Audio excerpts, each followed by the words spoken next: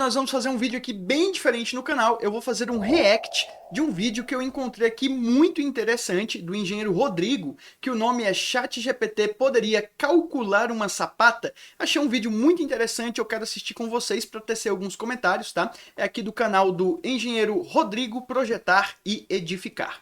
Vou colocar aqui o vídeo então e nós vamos assistindo aqui juntos. Do canal Projetar e Edificar.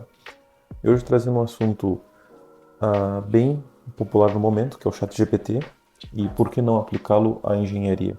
Então, minha dúvida... Perfeito. Então ele vai trazer aqui pra gente um teste aí realmente prático, né, do ChatGPT calculando uma sapata. Ou seja, creio que a dúvida de muitas pessoas: será que a inteligência artificial, seja o ChatGPT ou seja outro tipo de tecnologia, podem vir a substituir o engenheiro? Então, vamos fazer alguns exemplos aqui. Uma pergunta bem importante, né? Ou seja, se o ChatGPT consegue substituir algumas coisas que o engenheiro faz nos dias de hoje. Como eu trabalho mais com a parte de estrutura... Ele tá gravando no celular, né? Interessante isso aqui. E com isso, depois a gente pode fazer alguns exemplos e discutir mais sobre o assunto. Então, para esse vídeo, eu vim com um exemplo de: é possível o ChatGPT dimensionar uma sapata de concreto, uma fundação? Então, para isso, a gente vai testar aqui o que ele sabe fazer, as habilidades de engenharia que o ChatGPT tem, e depois a gente faz um exemplinho para ver se ele consegue chegar a algum resultado, algum valor, alguma coisa próxima da realidade para um dimensionamento, tá? Claro que para dimensionar uma sapata não é tão simples assim, a entrada de vários valores é necessária, mas vamos ver o que ele consegue trazer para a gente. Então, vamos começar com algumas coisas básicas aqui,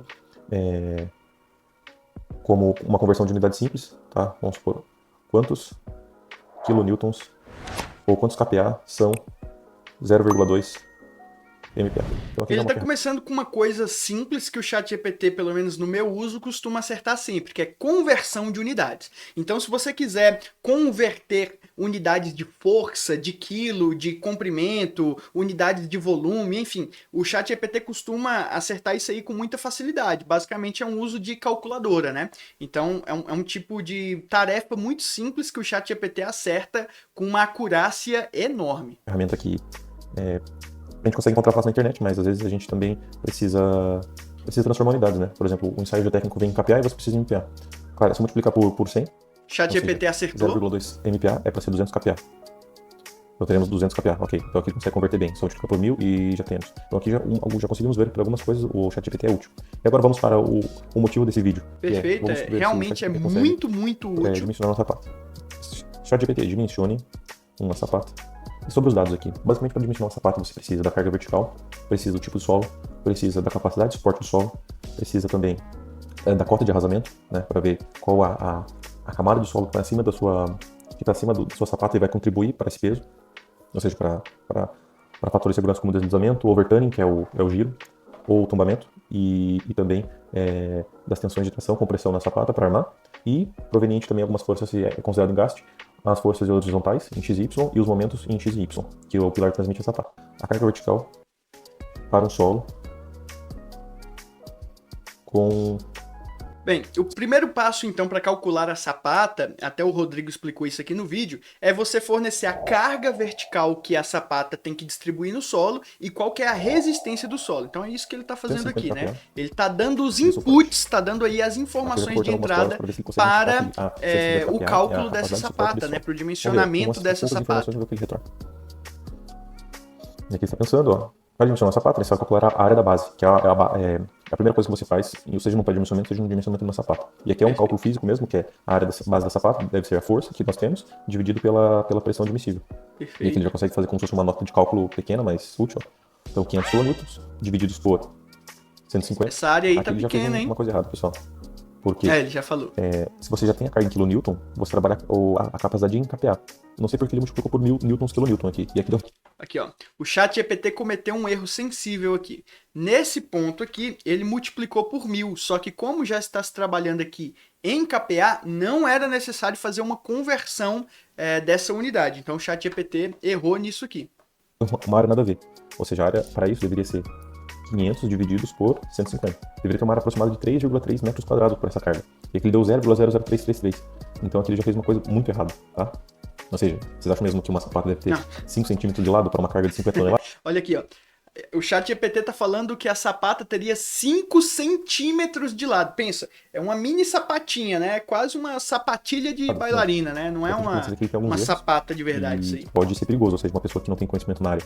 Vou construir uma casa, eu quero ver uma sapata aqui, mas não quero conversar com um engenheiro ou com ninguém que tenha um conhecimento básico, um técnico ou alguma coisa assim. Vou usar o ChatGPT e colocar eu tenho uma carga de um pilar de 50 toneladas e meu solo tem 150 kPa, porque é um solo Perfeito. argiloso e eu vi na internet que tem 150 kPa mais ou menos. Aqui tem uma coisa muito importante, né? O ChatGPT, ele tá em constante evolução, como qualquer outra IA, e ele vai melhorando muito conforme o nosso feedback, conforme o treinamento das equipes próprias da OpenAI ou da empresa que for responsável pela outra inteligência artificial, qualquer uma. E assim, com o tempo, cada vez mais ele fica melhor. E é assustador para mim. Eu comecei a utilizar o ChatGPT no começo de 2023, utilizei para escrever artigos do meu blog, utilizei para fazer algumas pesquisas, começar alguns textos, escrever alguns e-mails, e a evolução de 2023 para 2025, ela é absurda. Nós estamos falando de mais ou menos 2 anos de evolução, e o nível de entrega, o nível de complexidade das respostas, o nível de potencial é outro. Nós vemos agora as inteligências artificiais que criam imagens. Recentemente nós vimos aí o lançamento do Veo 3 do Google, que é uma ferramenta de inteligência artificial que produz vídeos com áudio numa qualidade absurda. É fantástico, é fenomenal. Então nós vemos a aceleração constante das entregas e das evoluções da inteligência artificial. De toda forma, você tem que saber utilizar a ferramenta com sabedoria. E isso tem muito a ver com a qualidade dos inputs que você coloca, com a qualidade do prompt, ou seja, do comando que você dá para a inteligência artificial. Mas ainda assim, ela sempre vai ter um aspecto justamente generativo. Então, a IA, para uma mesma pergunta, pode te responder de várias formas diferentes, porque o processamento acaba sendo único. É como se para cada resposta ela ativasse a sua rede neural, elaborasse uma resposta que foi calculada para estar ali, mas da próxima vez ela pode fazer isso de uma forma diferente. Existe um fator estatístico, existe um fator aleatório na forma como a inteligência artificial combina as informações para entregar a sua resposta.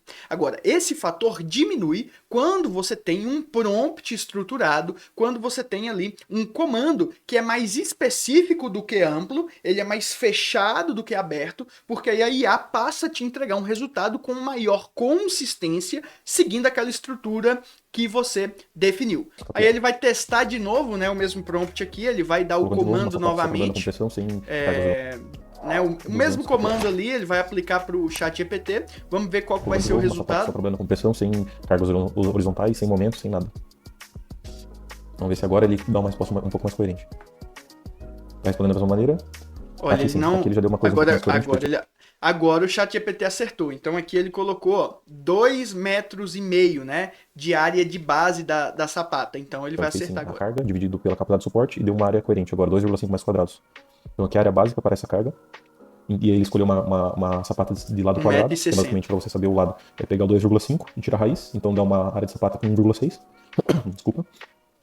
Então uma sapata quadrada de 1,58. Perfeito. Eu acho que o Rodrigo foi muito feliz no vídeo dele em apresentar pra gente essa característica do ChatGPT, né? E essa possibilidade de utilizar ele para as nossas atividades, mas com muita atenção. Aqui eu quero trazer então uma provocação para você de que o ChatGPT é uma ferramenta como qualquer outra, e você, como profissional que utiliza a ferramenta, é quem é o responsável técnico em última instância. Então você tem que ter conhecimento técnico e você tem que ter atenção para verificar como ele está realizando a tarefa e como está sendo a qualidade da entrega da IA para você. Eu não tenho dúvidas de que a IA vai mudar a forma como nós trabalhamos e vivemos nos próximos anos. E é por isso que eu criei uma playlist chamada IA para engenheiros. Inclusive, no primeiro vídeo que eu postei, eu mostrei uma estrutura validada de prompt que evita esse tipo de situação, porque você vai trabalhar com uma entrada de dados mais rigorosa. Assiste esse vídeo aqui que eu te garanto que vai valer a pena.